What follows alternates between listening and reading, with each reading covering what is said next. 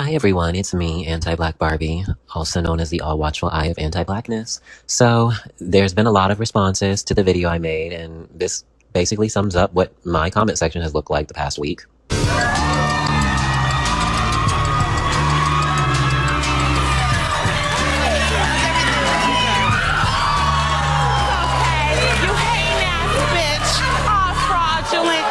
All jokes aside, I actually have been able to process a lot of information, and I'm really, really grateful to everybody who commented, subscribed, really just reposted the tweet that I made as well. I did not expect it to get that much attention. Truthfully, in my mind, I thought it was going to get like maybe like 5K, but it seems like it really resonated with a lot of people, and I am really happy that I made the post and the video because it seems like something that a lot of people have been wanting to talk about for a while. Like, I hadn't really had much information about him prior to this, but it seems like a lot of people were coming into my inbox or comment section or quotes, all kind of just being like, that's the vibe that it was giving. And, everybody was kind of gaslighting me. And like, so I guess that is the reason why it ended up blowing up, because it was just like such a topic or a point of contention in our community for a while. People were like really unsure of this person, if they should like be, friendly to them, if they should like distance themselves from them. And because rightfully so, I just feel like we've just had so many examples, specifically whether it's our celebrities, whether it's our athletes, whether it's just regular people in day-to-day lives. Like, we're just consistently seeing that we're helping these people get a large platform, we're supporting them, and then they always end up ending with someone white.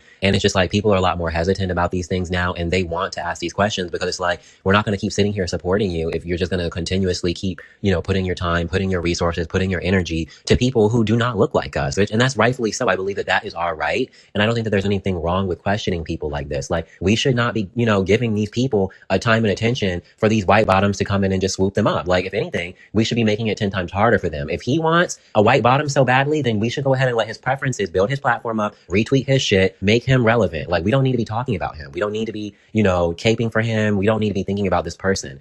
The way I'm seeing it is, I believe that until he shows some level of appreciation, I think that every black person should pay him dust. And what I mean by this is not just responding to a black person or just doing some random fucking basic thirst trap. No, you need to see him physically in a relationship, in some kind of actual moment with another black person. If he cannot do that, then as far as I'm concerned, it's a waste of my time. So, and if anybody wants to be that person who gives him the benefit of the doubt, then I'd be more than happy to allow you to do that, but I just won't be doing that over here. So let's go ahead and go to the final part, because there were some people in my comment section getting a little bit rowdy, and I'm going to have to address that. So you cannot gaslight me, you cannot shame me, and you cannot guilt trip me out of anything. And if you think that's what will happen, you can end up on the timeline just like him. So let's just go ahead and take this disclaimer and this warning and leave me alone and let me make my videos in peace, okay? And everything should be fine. But if not, we can take it there. But that being said, I want to go ahead and highlight a few of the tweets where people were actually caping for him, because I realized that in my last video, I lost the receipts for that. And now they've just gone ahead and given me exactly what I was just describing.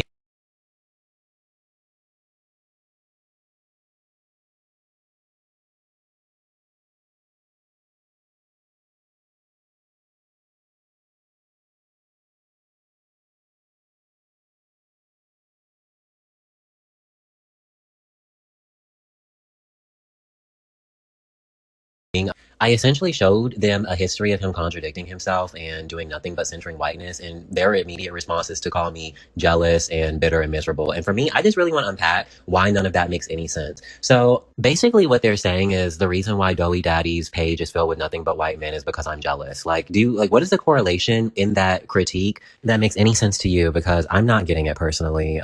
So, I will go ahead and let them have it. I'm not jealous. I'm not interested. And I do not want somebody who does not want me. That's the difference between me and a lot of you girls. I want somebody who is attracted to me, and that's just how I feel, and I'm not going to ever change my opinion on it. So I'll kind of just lead to the ending resolution. So Doughydaddy ended up actually commenting on this YouTube video and on the post as well, basically showcasing that he did end up voting for Kamala. He showed a live picture. So I'd be happy to go ahead and put that in here and hear the screenshots and a little bit of the dialogue that I had back and forth with him.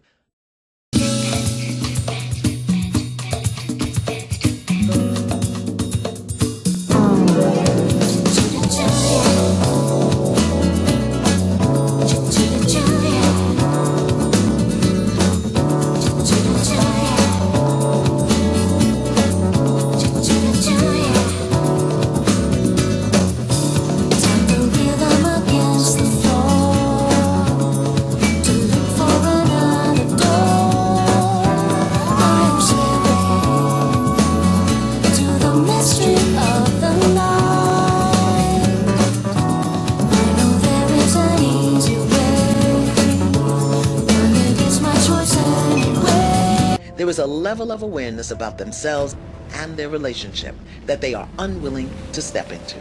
And so, our time together has ended prematurely.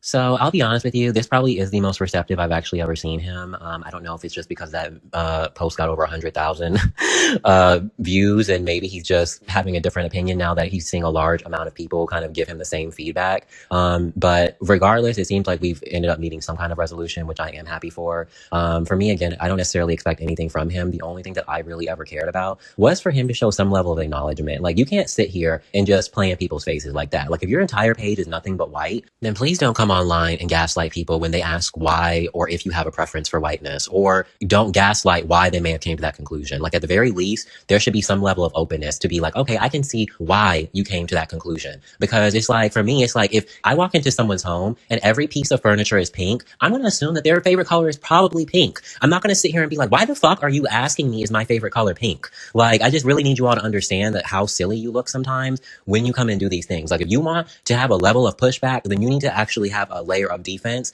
and showcase some level of appreciation. You can't just literally have nothing but white people on your page and then try to gaslight other black people when they ask you these questions. So it seems like, again, he's a little bit more receptive, and I'm happy with it. For me, I really didn't want it to go to that extreme, but I wanted to add in another little segment as well. And I really want to highlight to not feel sorry for these people when these things happen, because what they do time and time again is they build their platform off the backs of black people. And then as soon as they get a white audience, they have nothing to say about racism. They have nothing to say about colorism. Anytime someone questions them about their anti-black desire, they want to gaslight, they want to silence you. And it's just like, they show exactly who they align themselves with every single time they get these platforms. And in the rare event, let's say they do end up talking about these topics, they go ahead and sugarcoat them down so badly to the point where it's not even being an honest and open discussion. So yeah, I don't really care. And the reality is that they're not going to support us, because the unfortunate reality is once they get their white audience, they understand that they cannot be as pro-black or as open and honest about what's really happening out of fear, because they don't want to offend their white audience or their non-black audience. So 9 times out of 10, they're going to go ahead and typically try to either stay neutral or side with their non-black audience. And it's just played out. I just don't really see anything productive about it at this point, and there's definitely not enough examples on the timeline of any of them showing any real solidarity to where they came from. So at this point, I'm not convinced, and I'm tired of this pattern. So I mean, like I said, if you all want to continue going down this path of being disappointed, you can. I, however, have different plans. I plan on taking things by force. I'm done asking for people's support, and I'm going to start fighting for myself. So that being said, that's all I really have to say. I'll see you on the next one, and if you enjoyed it, go ahead and like, subscribe, and comment. Until next time.